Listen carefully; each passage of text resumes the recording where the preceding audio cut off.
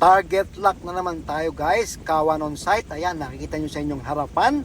Talaga namang malapad ito at namumuti. Meaning may kinakain ng isda na yan guys. So ang lapad nito guys. So, at yan nga po ay halo ng skipjack or gulyasan, yellowfin at saka tuna. Medyo lumalapad-lapad dyan kasi depende po ang labas ng isda sa kanilang kinakain. Pag dumubog sila, meaning nandoon ang dilis na kinakain nila guys. Kaya yan, kita nyo, merong malapad na alon-alon, may pumuputi, may pumipisik-pisik. Yan, makapal yung alon-alon guys. Ayan, nagdalawa sila guys. Nahahati sila kapag depende nga yan guys sa pagkain. So kung nandun sa right side na yun ng pagkain, dudumog yung ibang grupo doon. Doon sa kabila, ganun din. So pag puting-puti guys, meaning maraming dilis guys. So napakaganda po ng umaga pagka ganito na paglilipad ka ay ganito ang iyong makikita sa paglipad mo. At makikita nyo dyan yan. Palapit na nga po ang ating barko dyan, nasa taas na yan, tinuturo dito sa kawan. Ang kawan po guys, tawag dyan na yan po yung grupo ng isda. Kawan ang tawag, or sa English ay School of Fish. Para lang po ito sa mga bago nating followers sa Facebook page at sa ating YouTube channel guys. So palapit na yan guys, halos mga 1 milya na lang siguro. So sa lawak na yan guys, kita nyo parang laging mas malaki pa yung isda, yung grupo ng isda sa ating barko guys. Kita nyo puting-puti, may nagbabrown dyan sa ilalim, meaning sagana ang pagkain nila. So dito po sa Papua New Guinea o kung saan kami na mga Malakaya, wala nga po tayo sa Pilipinas, ay ganito mo kalinis talaga ang makikita nyo sa kalagatan. Napaka-healthy po guys. Kaya naman talaga nga dito dumadayo ang grupo ng mga isda. Kita nyo tinuturo sa taas, medyo alon-alon siya. Kahit na from a distant, from a spotter's eye view, makikita nyo guys yung alon-alon, may pumuputi. Ayan, nagdadalawang grupo na pumuputi yan guys.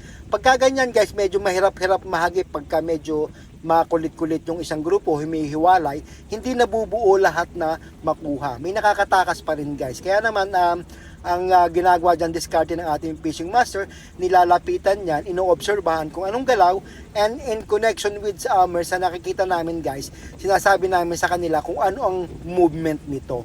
Kasi although meron tayong sonar, mas maganda rin yung may visual mismo mula sa taas na kita natin yung extent ng or volume ng isda guys. Ayan.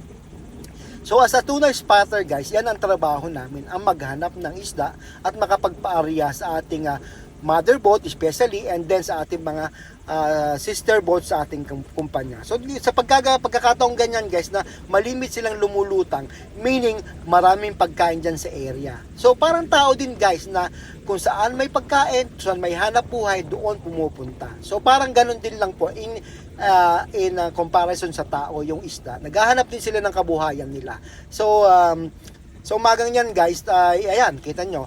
Pagka ganyan mahaba guys, medyo mahirap-hirap aryahan yan dahil nag-iiba ang direksyon ng isda. Depende nga po sa pagkain. So pagka intact yan guys, saka yan bibirahin or aaryahan. Yan, malapit na siya dyan guys ng pagkakataong yan. At punapwestuhan na talaga yan. Ito pa yung isa, humiwalay, sabi ko sa inyo, ang layo na ng distansya ng isa. So hindi na pwedeng mahabol pa yon, kahit mahaba lang, hindi mo aabutin yon. Ito na lang pinakamalapit sa kanya na namumuti na yan. Yan ang kanyang aaryahan guys. At yan naman po ay nakikita rin sa sonar. At the same time, sa description na sinasabi natin sa ating fishing master, ayan po, kung tulad nyo, pakaliwa ang movement ng isa, palayo sa kanya. Ayan, nagbaba na nga siya ng baboy-baboy, yung fast crop. Yung driver natin dyan guys ay si James. Yung kinagigiliwan nyo guys na local crew natin, si James po ang driver nito. Yan guys, pasensya na guys kasi nung time niyan, dahil malaki nga yung grupo ng kawan o ng grupo ng isda, hindi ko na totally nakuhanan yung actual na pag-arya dahil nag-focus ako sa pagtuturo dito kay Boy Hilo. Siyempre, medyo talagang kailangan talaga nating tuluan ng maayos, kaya siya ang pinokosan ko. Tinuruan ko paano mag-descent, kung paano magbulabog. So, ang kagandahan naman dyan guys, nahuli yan. Yan nga guys, sa area na yan, dumating din itong isang party line, yan. Yung puti na yan na barko guys, ay ibang kumpanya yan guys. Kaya dito sa pangingisda, iba't ibang kumpanya ang iyong makikita na talagang dito sila namumuhunan. Dito sila dumadayo sa Papua New Guinea guys kasi dito maraming isda. So pasensya na nga guys, inuulit ko na hindi ko talaga nakuhanan yung actual na pag-arya dahil nga pinukusan ko yan at the same time bagong-bago talaga nung time na yan ay talagang puro sermon at puro advice ang nagawa kaya nawala na ako sa focus sa pagbibideo and then yan sa pagbubulabog na lang kami.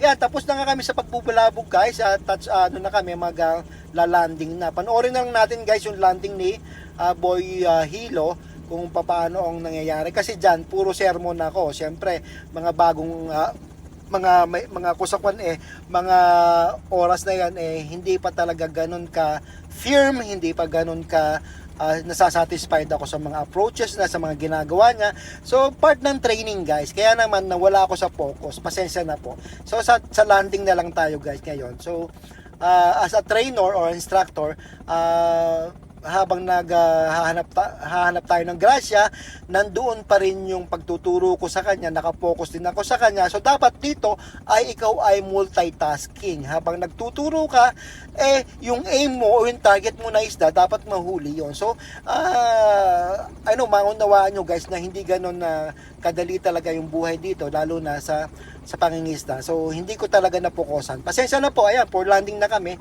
At yan nga po ay nahuli. At doon sa mga posted videos ko ng mga rakaan tsaka mga darating ay makikita nyo naman po si mangingisda